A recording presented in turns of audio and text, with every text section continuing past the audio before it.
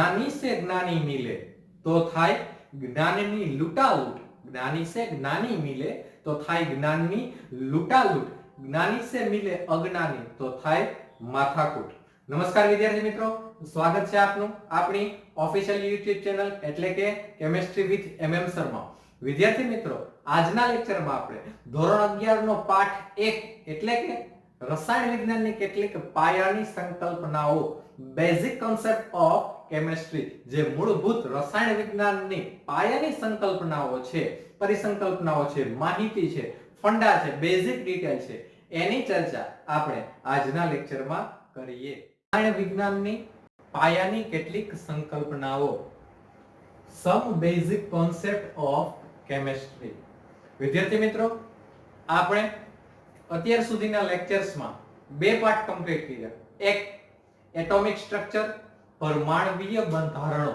આ પાઠમાં એ પરમાણુવીય મોડેલો વિશે વાત કરી હતી, જુદા જુદા વૈજ્ઞાનિકોએ આપેલા મોડેલો, પરમાણુવીય કણો એટલે ઇલેક્ટ્રોન, પ્રોટોન, ન્યુટ્રોન, ત્યારબાદ ઇલેક્ટ્રોનની રચના, ક્વોન્ટમ આંક, આ બધી વિશે માહિતી વાત કરી હતી. અને એના પછી વિકિરણનો દ્વૈત સ્વભાવ, એને અનુલક્ષીને બધા વૈજ્ઞાનિકોના સમર્થન, પછી ડી બ્રોગલી હોય, મેક્સ પ્લાન્ક હોય કે આલ્બર્ટ આઇન્સ્ટાઈન હોય, આવી બધી માહિતીઓ આપણે એટોમિક સ્ટ્રક્ચર, પરમાણુવીય બંધારણના પાઠમાં મેળવેલી હતી. ત્યારબાદ એના પછી આપણે તત્વોનું અલગીકરણ, આ પાઠ વિશે ચર્ચા કરેલી હતી. તત્વોનું આવર્તનીય અલગીકરણ અને ગુણધર્મોમાં આવર્તનીયતા, આ પાઠમાં આવર્ત કોષ્ટક છે, આધુનિક આવર્ત કોષ્ટક છે, જે MPT મોડર્ન પીરિયોડિક ટેબલ, એની જે બેઝિક ડિટેલ હતી, બેઝિક કેરેક્ટરિસ્ટિક હતી, પ્રોપર્ટીઝ હતી, એના બધા વિશે આપણે માહિતી મેળવેલી હતી. હવે એ બેને અનુલક્ષીને કેટલા એના કોન્સેપ્ટનો ઉપયોગ કરીને આ પાઠ વિશે ચર્ચા કરશું, રસાયણ વિજ્ઞાનની કેટલીક પાયાની સંકલ્પનાઓ. તો વિદ્યાર્થી મિત્રો, આ બ્રહ્માંડ છે, યુનિવર્સ, એને જો આપણે એનર્જીના વ્યૂ પોઈન્ટ થી જોઈએ, આ સમગ્ર બ્રહ્માંડને એનર્જીના વ્યૂ પોઈન્ટ એટલે ઊર્જા, શક્તિના વ્યૂ પોઈન્ટ થી જોઈએ તો આ શક્તિ બે રીતે વહેંચાયેલી છે. એક તરંગ ઊર્જા અને બીજી દ્રવ્ય ઊર્જા. એક તરંગ ઊર્જા અને બીજી દ્રવ્ય ઊર્જા. તરંગ ઊર્જા કોને કહી શકાય? તો કે જે વજન રહિત છે, વેવ, એને વજન હોતો નથી, એ વજન રહિત છે અને જગ્યા રોકે નહીં. હું અહીંથી સ્પીક પ્રોનાઉન્સિએશન કરું તો એ વેવ જાશે, માઇક્રોફોનમાં એટેચ થશે તો એ જગ્યા રોકશે નહીં. અને દ્રવ્ય ઊર્જા, તો કે દ્રવ્ય ઊર્જા, દ્રવ્ય શબ્દનો જ અર્થ છે. તો કે દ્રવ્ય કોને કહેવાય? તો કે જે કોઈ પદાર્થ જગ્યા રોકે અથવા વજન ધરાવે, જે કોઈ પદાર્થ જગ્યા રોકે અથવા વજન ધરાવે એને દ્રવ્ય કહેવાય. અને એમાં ઇનબિલ્ટ જે એનર્જી છે એને કહેવાય દ્રવ્ય ઊર્જા. તો બ્રહ્માંડ જો એનર્જીની વિઝ્યુલાઇઝેશન પોઈન્ટ થી જોઈએ, એનર્જી થી વિચારીએ તો બ્રહ્માંડ બે ઊર્જાઓમાં વિભાજિત છે. એક તરંગ ઊર્જા અને એક દ્રવ્ય ઊર્જા. તરંગ ઊર્જા છે જે તમે ફિઝિક્સમાં ભણશો, દ્રવ્ય ઊર્જા છે જે તમે મારી સાથે કેમિસ્ટ્રીમાં ભણશો. દ્રવ્ય ઊર્જા, તો કે દ્રવ્ય ઊર્જાને આપણે ડિવાઇડેડ કરીએ તો બે રીતે ડિવાઇડેડ થાય. એક ફિઝિકલી પ્રોપર્ટીઝના આધારે,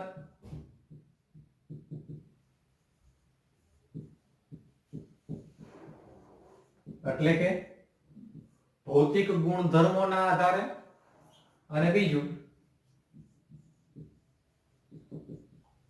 કેમિકલી કેરેક્ટરિસ્ટિક્સ ના આધારે, એટલે કે રાસાયણિક લાક્ષણિકતાના આધારે. શું કીધું? દ્રવ્ય ઊર્જા ને બે રીતે આપણે જોઈ શકીએ. એક ભૌતિક રીતે એટલે કે ફિઝિકલી પ્રોપર્ટીઝના આધારે, અને બીજું રાસાયણિક રીતે એટલે કેમિકલી કેરેક્ટરિસ્ટિકના આધારે. જ્યારે ફિઝિકલી જોઈએ છીએ ત્યારે કોઈ પણ દ્રવ્યને ત્રણ માંથી કોઈ પણ એક અવસ્થામાં આપણે વિચારી શકીએ હોય છે. કાં તે ઘન હોય, કાતે પ્રવાહી હોય અને કાતે વાયુ હોય. ઘન હોય, પ્રવાહી હોય કે વાયુ હોય. શું છે એની કેરેક્ટરિસ્ટિક એ હમણાં જ થોડી વાર પછી આ કોષ્ટક પૂરું કરીને જોઈએ, આગળ એના વિશે ચર્ચા કરીએ. ત્યારબાદ રાસાયણિક રીતે, તો કે જ્યારે રાસાયણિક રીતે ચર્ચા કરીએ છીએ તો એને બે રીતે જોઈ શકાય. એક શુદ્ધ પદાર્થો અને બીજું મિશ્ર પદાર્થો. એક શુદ્ધ પદાર્થો અને બીજું મિશ્ર પદાર્થો. શુદ્ધ પદાર્થો બે ભાગમાં વિભાજિત છે. શુદ્ધ પદાર્થો બે ભાગમાં વિભાજિત છે. એક તાત્વિક પદાર્થો એટલે કે તત્વો અને બીજું સંયોજન. એક તાત્વિક પદાર્થો અને બીજું સંયોજન. તાત્વિક પદાર્થ વિશે આપણે માહિતી મેળવી ચૂક્યા છીએ પાઠ 3માં. તત્વો તો કે તત્વો એટલે કે આધુનિક આવૃત્તિ કોષ્ટકમાં સમાવિષ્ટ છે. તત્વોની સંખ્યા કેટલી છે વિદ્યાર્થી મિત્રો? તો કે તત્વોની સંખ્યા કેટલી? 118. એમાં ધાતુ કેટલા? તો કે આપણે જાણીએ છીએ ધાતુની સંખ્યા કેટલી છે? 94. ત્યારબાદ અધાતુની સંખ્યા 18 અને અર્ધધાતુની સંખ્યા આપેલી છે 6. ધાતુ, અધાતુ અને અર્ધધાતુ તત્વોના પાઠમાં આપણે ભણેલા જ છીએ. તો કે 118 તત્વો છે આવૃત્ત કોષ્ટકમાં. એમાં 3 રીતે આપણે એને વિભાજિત કર્યા છે: ધાતુ, અધાતુ અને અર્ધધાતુ. ધાતુને ઇંગ્લિશમાં મેટલ કહે છે, અર્ધધાતુને સેમી મેટલ અથવા મેટાલોઇડ્સ કહે છે, અર્ધધાતુને નોન મેટલ કહે છે. સંયોજનની વાત કરીએ તો જે સંયોજન આગળ હમણાં જ ઘન, પ્રવાહી, વાયુ ભણીને તત્વના સંયોજન વિશે પણ આપણે ચર્ચા કરવી છે. સંયોજન તો કે જે સંયોજનોમાં કાર્બનની હાજરી ન હોય એવા સંયોજનો એને અકાર્બનિક સંયોજનો કહેવાય. Example sodium chloride, magnesium dichloride. જે સંયોજનમાં કાર્બનની હાજરી હોય એને કેવા કહેવાય? કાર્બનિક સંયોજનો. મિથેન, ઇથેન, ગ્લુકોઝ, આ બધા કેવા સંયોજનો થશે? કાર્બનિક સંયોજનો. ત્યારબાદ મિશ્ર પદાર્થોની વાત કરતા હતા. મિશ્ર પદાર્થો તો કે મિશ્ર પદાર્થોના બે પ્રકાર છે. એક સમાંગ મિશ્રણ, જેને ઇંગ્લિશમાં કહેશું હોમોજીનિયસ મિક્સચર, અને બીજું વિષમાંગ મિશ્રણ, જેને કહેશું હિટ્રોજીનિયસ મિક્સચર. આ મિશ્રણ તો કે બે સમાંગ મિશ્રણ અને વિષમાંગ મિશ્રણ રીતે વિભાજિત છે. સમાંગ મિશ્રણના ગુણો કોઈ પ્રકાર નથી. વિષમાંગ મિશ્રણના બે પ્રકાર છે: કલીલ અને નિલંબન. કલીલ અને નિલંબન. કલીલ કોને કહેવાય? નિલંબન કોને કહેવાય? જોઈએ વિદ્યાર્થી મિત્રો આગળ. અને આ સાથે આ બધા જે ટોપિક છે એના વિશે આજના જ લેક્ચરમાં આગળ ચર્ચા કરીએ. મિત્રો દ્રવ્યનું ભૌતિક રીતે વર્ગીકરણ જોઈએ, ભૌતિક ગુણધર્મોના આધારે વર્ગીકરણ જોઈએ તો દ્રવ્ય ત્રણમાંથી કોઈ પણ એક અવસ્થામાં હોઈ શકે. કાં એ ઘન હોઈ શકે, કાં એ પ્રવાહી હોઈ શકે અને કાં એ વાયુ હોઈ શકે. ઘન હોય તો એની કેરેક્ટરિસ્ટિક શું? પ્રવાહી છે તો એની કેરેક્ટરિસ્ટિક શું? અને વાયુ છે તો એની કેરેક્ટરિસ્ટિક શું? એ વિશે આપણે ચર્ચા કરીએ. એ વિશે જોઈએ તો જ્યારે ઘન છે ચોક્કસ કદ અને આકાર ધરાવે છે. મારી ઇન ડિટેલ કહેવાની જરૂર નથી, તમે 8મા 9માં આ બધું ભણીને આવ્યા જ છો. ચોક્કસ કદ અને આકાર ધરાવે છે. પ્રવાહી કદ ધરાવે, આકાર તો કે તમે જેવા પાત્રમાં ભરો એવો આકાર થઈ જાય. પાણીને ગ્લાસમાં ભરો તો ગ્લાસ જેવો આકાર થાય, જગમાં ભરો તો જગ, ટમ્બલરમાં ભરો તો ટમ્બલર જેવો આકાર થાય, બીકરમાં ભરો તો બીકર જેવો અને ફ્લાસ્કમાં ભરો તો ફ્લાસ્ક જેવો. પ્રવાહીને કદ હોય છે, આકાર હોતો નથી. વાયુ માટે કદ અને આકાર હોતા નથી. જે પાત્રમાં ભરો એટલું કદ અને એટલો આકાર ધરાવે. વાયુ માટે કદ અને આકાર હોતા નથી. જે પાત્રમાં ભરો એટલો કદ અને આકાર ધરાવે. ખાસ નોંધવા જેવી બાબત, ઘનના ઘટક કણો વચ્ચે પ્રબળ આંતર આણ્વીય આકર્ષણ બળ હોય છે. ઘનના ઘટક કણો વચ્ચે પ્રબળ આંતર આણ્વીય આકર્ષણ બળ હોય છે. જ્યારે પ્રવાહીમાં તો કે એની સાપેક્ષે ઘનના કણોની સાપેક્ષે નિર્બળ આંતર આણ્વીય આકર્ષણ બળ હોય છે. પ્રવાહીમાં ઘનના કણોની સાપેક્ષે નિર્બળ આંતર આણ્વીય આકર્ષણ બળ હોય છે અને વાયુમાં પ્રવાહીની સાપેક્ષે અતિ નિર્બળ આંતર આણ્વીય આકર્ષણ અથવા હોતું નથી એવું પણ કહી શકો. ઘનમાં પ્રબળ આંતર આણ્વીય આકર્ષણ, એની સાપેક્ષે પ્રવાહીમાં નિર્બળ આંતર આણ્વીય આકર્ષણ, એની સાપેક્ષે વાયુમાં અતિ નિર્બળ અથવા હોતું નથી એવું કહી શકો. ઘન તો કે પ્રસરણનો ગુણધર્મ ધરાવે નહીં. બરફનો ટુકડો એની મેળે ભાગે નહીં. બરફનો ટુકડો એની મેળે ભાગવા માંડે નહીં. પ્રવાહી તો કે યોગ્ય માધ્યમની હાજરીમાં પ્રસરણ ધરાવે અને વાયુ આપમેળે પ્રસરણનો ગુણધર્મ ધરાવે. દાખલા તરીકે કોઈ સ્પ્રે તમે સ્પ્રેડ કરો તો તમારે એને ધક્કો ન મારવો પડે એના ઘટક કણો આખા રૂમમાં ફેલાય. એની મેળે આપમેળે ફેલાય કારણ કે વાયુ પ્રસરણનો ગુણધર્મ ધરાવે છે. જો ઘન અવસ્થાની કુલ સપાટી n હોય તો ધારી લ્યો કે ઘન અવસ્થાની કુલ સપાટી n હોય તો પાત્રના આધારે સપાટીની સંખ્યા 1, પાત્રના આધારે સપાટીની સંખ્યા 1 અને મુક્ત સપાટીની સંખ્યા તો કે કુલ સપાટીમાંથી પાત્રની બાદ કરતા એટલે n-1. પ્રવાહી અવસ્થાની કુલ સપાટી ધારી લ્યો કે n છે તો મુક્ત સપાટી 1 તો પાત્રના આધારે સપાટીની સંખ્યા કુલમાંથી મુક્ત સપાટી બાદ કરતા n-1. વાયુ અવસ્થાની કુલ સપાટી n હોય તો મુક્ત સપાટીની સંખ્યા ઈ જ થાય. કુલ સપાટી જ મુક્ત સપાટી થાય તો n-n = 0. તો શું થશે? શૂન્ય થશે.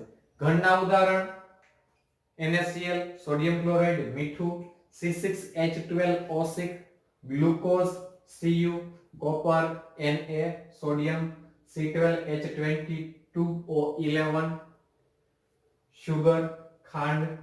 અને આપ જોઈ શકો છો ઘનના કણો, ઘટક કણો એકબીજાની અત્યંત પાસે ખૂબ જ નજીક ગોઠવાયેલા છે. જ્યારે પ્રવાહીમાં એ ઘટક કણો ઘનની સાપેક્ષે છૂટા છવાયેલા છે અને વાયુમાં તો કે ખૂબ જ છૂટા છવાયેલા જોવા મળે છે. પ્રવાહીના ઉદાહરણ તો કે પાણી, Hg મર્ક્યુરી છે ધાતુ પણ પ્રવાહી સ્વરૂપે, Br2 છે અધાતુ પ્રવાહી સ્વરૂપે, EtOH એટલે વિદ્યાર્થી મિત્રો થાશે ઇથેનોલ. ઇથેનોલ ને ટૂંકમાં લખાય EtOH. એનું સૂત્ર થાશે C2H5OH અથવા CH3CH2OH. કેરોસીન, બેન્ઝીન આ બધા પ્રવાહીના ઉદાહરણો છે. ત્યારબાદ વાયુના ઉદાહરણો જાણો છો આપ: hydrogen, nitrogen, oxygen, ozone, helium, neon, fluorine, chlorine આ બધા વાયુના ઉદાહરણો છે. તો જ્યારે દ્રવ્યની વાત આવે ભૌતિક રીતે વર્ગીકરણની તો ત્રણ વસ્તુ વિશે આપણે વિચારી શકીએ: ઘન, પ્રવાહી અને વાયુ વિશે. ત્યારબાદ એ જ કોષ્ટકમાં આગળ જઈએ તો ઘણા બધા શબ્દોની મારે ચર્ચા કરવાની હતી. તો કે શુદ્ધ પદાર્થ કોને કહેવાય? તો કે જે પદાર્થના બધા જ ઘટક કણો રાસાયણિક સ્વભાવ સમાન હોય, રાસાયણિક સ્વભાવ સમાન હોય તેને શુદ્ધ પદાર્થો કહે છે. શુદ્ધ પદાર્થો કહે છે. Sodium, magnesium, chlorine, sodium chloride, પાણી, ફોસ્ફરસ આ બધાયનો રાસાયણિક સ્વભાવ સમાન હોય માટે એને શુદ્ધ પદાર્થો કહેવાય. બે કે તેથી વધુ શુદ્ધ પદાર્થો ધરાવતી પ્રણાલી. બે કે તેથી વધુ શુદ્ધ પદાર્થો ધરાવતી પ્રણાલીને શું કહેવાય? તો કે મિશ્રણ કહે છે. મિશ્રણ ધારી લ્યો કે પાત્ર લઈ લ્યો. આ પાત્રમાં તમે પાણી ભરો છો H2O અને સાથે એમાં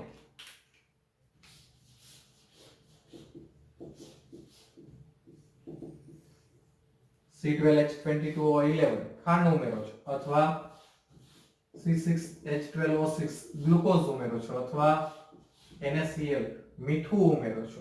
તો આ બધું પાણી સાથે જે ઘટક તમે ઉમેરો છો અને એનાથી જે પ્રણાલી બને એ પ્રણાલીને શું કહેવાય?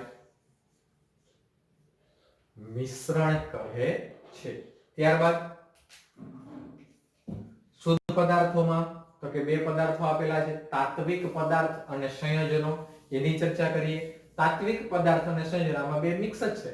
આમાં તાત્વિક પદાર્થ છે અને સંયોજનો છે. તો એ બેને સેપરેટ કરવા હોય તો બેની અલગ અલગ ડેફિનેશન જોઈએ. તાત્વિક પદાર્થની ડેફિનેશન એક જ પ્રકારના પરમાણુથી બનેલા જથ્થાને પછી એ પરમાણુ હોય ને અણુ પણ હોય એને તાત્વિક પદાર્થ કહે છે. એક જ પ્રકારના પરમાણુથી બનેલા જથ્થાને તાત્વિક પદાર્થ કહે છે. Sodium, magnesium, helium, neon, phosphorus, sulphur આમાં પરમાણુ છે, આ અણુ છે તો કહેવાય એને તાત્વિક પદાર્થ. અને આમાંથી હવે બીજો ઘટક એટલે કે સંયોજન. તો કે બે કે તેથી વધુ તત્વોના પરમાણુના સંયોગીકરણથી. જો શું કીધું? બે કે તેથી વધુ તત્વોના પરમાણુના સંયોગીકરણ. આ જો તમને સ્પેસિફિકેશન આપ્યું એક જ પ્રકારના પરમાણુથી બનેલા. અહીંયા કીધું તમને બે કે તેથી વધુ તત્વોના પરમાણુથી બનેલા જથ્થાને શું કહેવાય? સંયોજન. દાખલા તરીકે NaCl તેમાં સોડિયમ છે, ક્લોરીન છે, ગ્લુકોઝ તો કાર્બન છે, હાઇડ્રોજન છે, ઓક્સિજન છે, ત્રણેયના પરમાણુ છે. H2O પાણી, હાઇડ્રોજનના પરમાણુ, ઓક્સિજનના પરમાણુ, CH4 મિથેન, કાર્બનના પરમાણુ, હાઇડ્રોજનના પરમાણુ. તો આ બધા સંયોજનો છે. પહેલા આપણે શુદ્ધ પદાર્થો એક જ ઘટકના બનેલા રાસાયણિક સ્વભાવ સમાન હોય એના પછી આપણે બે ભાગ આપી દીધા. તો કે કેને તાત્વિક પદાર્થ કહેવાય, કેને સંયોજન કહેવાય. એક જ પરમાણુથી બને એને તાત્વિક પદાર્થ કહેવાય. એકથી વધુ પ્રકારના તત્વોના પરમાણુથી બને, એકથી વધુ પ્રકારના એ જ તત્વોના પરમાણુ નહીં તો એ તાત્વિક પદાર્થ થાય છે. એકથી વધુ પ્રકારના તત્વોના પરમાણુથી સંયોગીકરણથી જે જથ્થો મળે એને સંયોજન કહેવામાં આવે છે. એને આપણે સંયોજન કહીએ છીએ. સંયોજન અને મિશ્રણ એના તફાવતની ચર્ચા કરીએ વિદ્યાર્થી મિત્રો. કઈ રીતે સંયોજન અને મિશ્રણ બે અલગ પડે છે? તો બે કે તેથી વધુ તત્વોના પરમાણુના સંયોગીકરણથી, હજી હમણાં જ આપણે વ્યાખ્યા જોઈ, જો એક જ પ્રકારના પરમાણુ હોય તો એ તાત્વિક પદાર્થ કહેવાય. પછી પરમાણુ હોય કે અણુ હોય, પણ બે કે તેથી વધુ પ્રકારના તત્વોના પરમાણુ રાસાયણિક સંયોગીકરણથી જોડાય અને જે સ્પીસીઝ આપે એને સંયોજન કમ્પાઉન્ડ કહે છે. અને મિશ્રણમાં તો કે બે કે તેથી વધુ ઘટકો ધરાવતી પ્રણાલીને મિશ્રણ કહે છે. સંયોજનના ગુણધર્મો તેના હાજર મૂળભૂત બંધારણીય ઘટકો કરતા જુદા હોય છે. એક્ઝામ્પલ આપું. NaCl એક સંયોજન છે. તો NaCl ને પાણીમાં ઉમેરતા શું થાય? તો કે NaCl ને પાણીમાં ઉમેરો તો NaCl સોલ્યુબલ છે. તો એના બંધારણીય મૂળભૂત ઘટક તો કે સોડિયમ અને ક્લોરીન. તો સોડિયમ પાણીમાં ઉમેરો તો બ્લાસ્ટ થાય. Sodium is not soluble in water. NaCl soluble છે.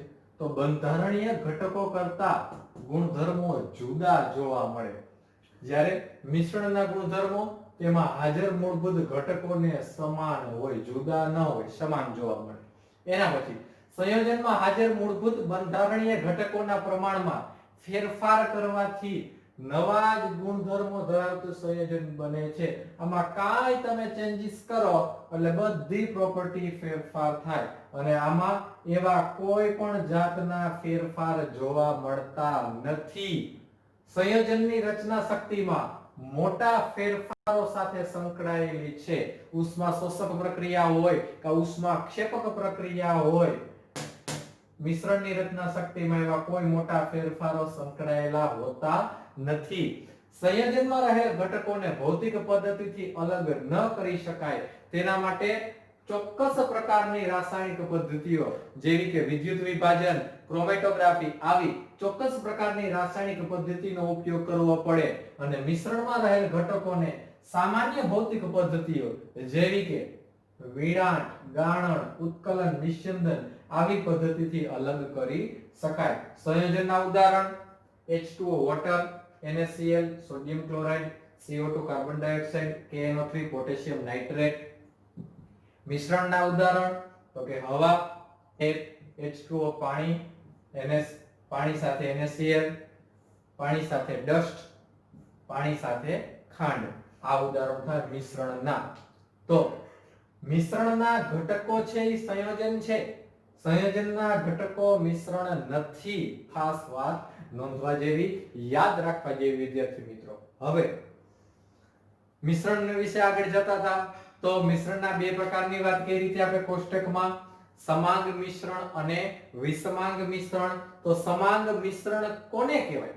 મિશ્રણની જ જ્યારે વાત કરીએ છીએ સમાંગ મિશ્રણ કોને કહેવાય? તો કે જે મિશ્રણમાં હાજર બધા જ ઘટકો એકબીજા સાથે સંપૂર્ણ રીતે મિશ્ર થયેલ હોય.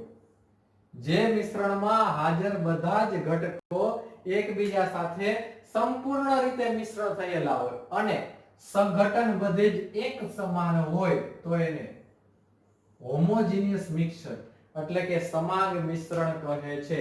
ટૂંકમાં એને આપણે દ્રાવણ કહી શકીએ. ટૂંકમાં આપણે એને દ્રાવણ કહી શકીએ. જોઈએ, ધારીએ કે હું પાત્ર લઉં છું. આ પાત્રમાં મેં પાણી ભરેલું છે, એમાં NaCl ઉમેરું છું. થોડી વાર પછી શું થાય તો એકબીજામાં મિશ્ર થઈ જશે. NaCl is soluble in H2O. સંઘટન એક જ સમાન થઈ જશે, સંપૂર્ણ રીતે મિશ્ર થશે. તેને સમાંગ મિશ્રણ કહે છે અને એને કહેવાય શું તો કે આ બનશે દ્રાવક, આ બનશે દ્રાવ્ય. તો યાદ કરો વિદ્યાર્થી મિત્રો, દ્રાવક વત્તા દ્રાવ્ય બનશે હું દ્રાવણ.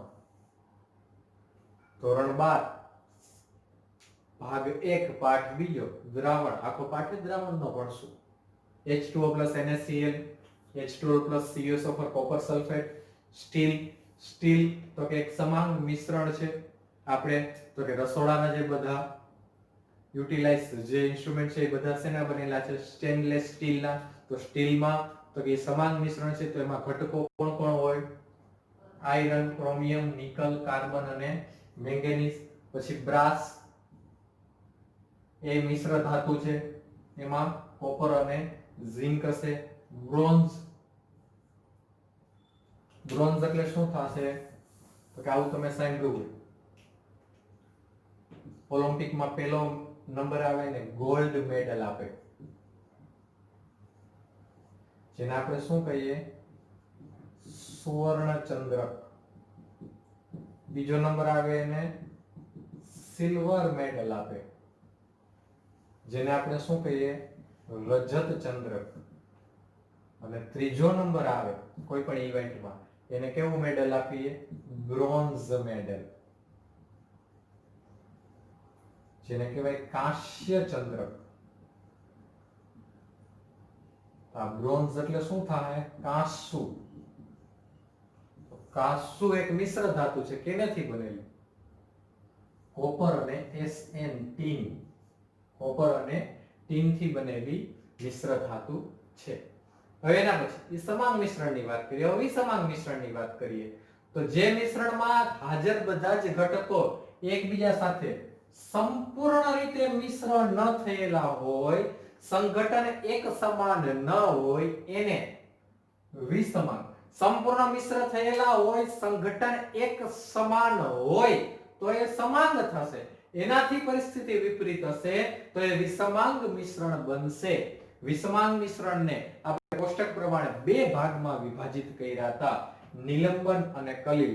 જે આપણો પાઠ થશે ધોરણ 12 માંનો સરફેસ કેમેસ્ટ્રી.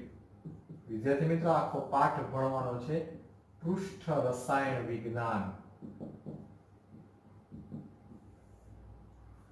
પાણી ઉપર તેલનું બિંદુ મૂકો તો તમે એવું કહી શકો પાણી ને તેલ એકબીજા સાથે છે ભળેલા?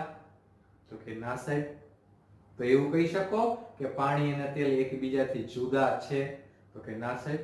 તો આ જે પ્રશ્ન છે, પાણી ને તેલ ભેગાય નથી અને પાણી ને તેલ જુદાય નથી, એના જવાબો આપણે ભણશું પૃષ્ઠ રસાયણ વિજ્ઞાનમાં ધોરણ 12 માં. તો કે વિષમાંગ મિશ્રણના બે પ્રકાર, નિલંબન અને કલિલ. નિલંબન કોને કહેવાય? તો કે જે મિશ્રણમાં હાજર ઘટકો વચ્ચે સ્પષ્ટ ભેદરેખા જોઈ શકાય, સ્પષ્ટ ભેદરેખા જોઈ શકાય એને નિલંબન કહે છે. એને નિલંબન કહે છે, જેમાં સ્પષ્ટ ભેદરેખા તમે જોઈ શકો. અને બીજું શું કીધું? તો કે મિશ્રણમાં એક ઘટક ખૂબ જ થોડા સમય માટે અવલંબિત સ્થિતિમાં રહે અને પછી થોડા સમય બાદ શું જોવા મળે? તો કે તળિયે બેસી જાય.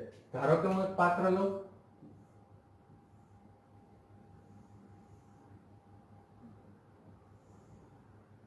આ પાત્રમાં હું ભરીશ, હું પાણી ભરીશ. ત્યારબાદ એમાં રેતી, માટી અને કાકરા નાખીશ. તો શું થશે? તો થોડી વાર તમને એવું લાગશે કે આ અવલંબિત છે અને થોડી વાર બાદ તો કે આ બધા ઘટકો ક્યાં બેસી જશે? પાત્રને તળિયે. ક્યાં બેસી જશે? પાત્રને તળિયે. તો આ પ્રકારના મિશ્રણને નિલંબન અથવા આલંબન કહે છે. હવે એનાથી સહેજ વિપરીત હું એક પાત્ર લઉં છું,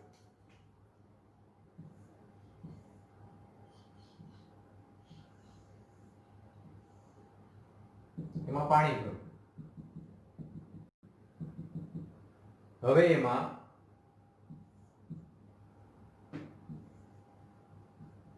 ડસ્ટ ઉમેરીશ.